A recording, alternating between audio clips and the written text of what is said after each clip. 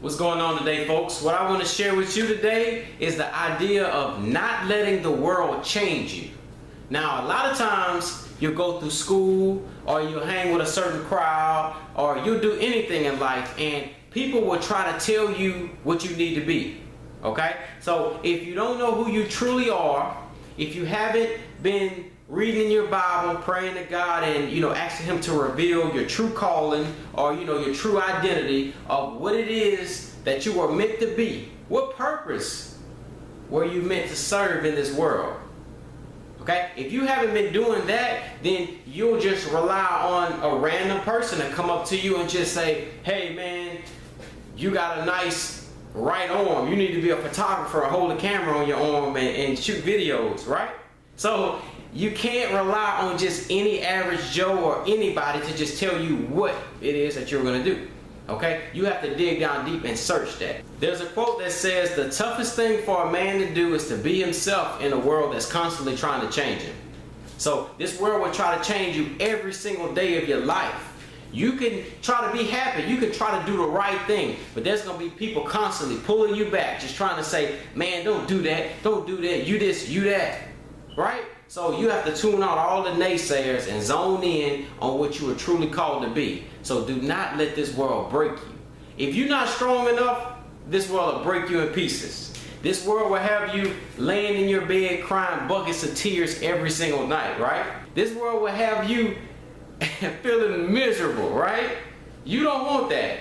That's not what you want. I believe that you're here today at this video to change your life, have a happier mind state, and go after what you're truly called to be and not let this world change you. So I'm about to help you out. Let's take it to the board. As you can see here, this guy is very sad and miserable. Look at the frown on his face.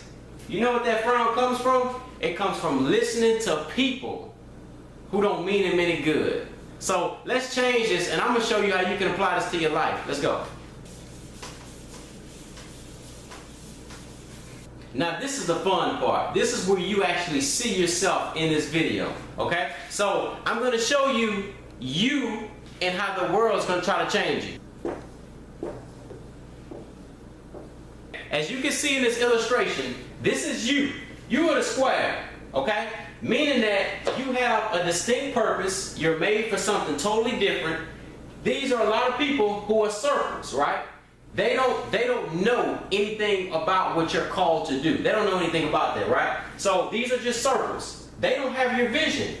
You know that you're a square, right? You know it's been hard for you to get through a door all your life, right? When a circle can just roll all your life, right? So you know yourself. You know your ins and outs. You know your dimensions. A circle cannot relate to you.